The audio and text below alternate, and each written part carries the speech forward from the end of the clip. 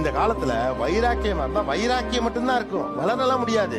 உங்க 2 பேருடைய 10 மாச சம்பளம் தான் 12 மாச சம்பளம் நீங்க வாங்கின இடத்தோட விலை. ரைட்டா? இன்னைக்கு நீங்க சொன்ன 900 ஸ்கொயர் ஃபீட் விலை எவ்வளவு நினைக்கிறீங்க? அந்த 900 ஸ்கொயர் ஃபீட் இடத்தை அடையவே முடியாது இவரால.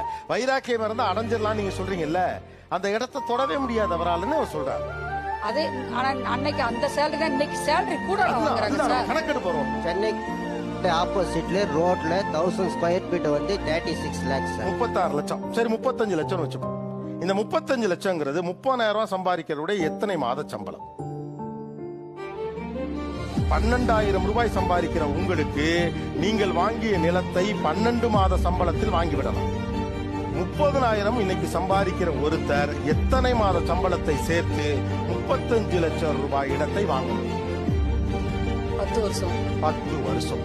முடியுமா? கடைசி வரைக்கும் அடையவே முடியாதுங்கிற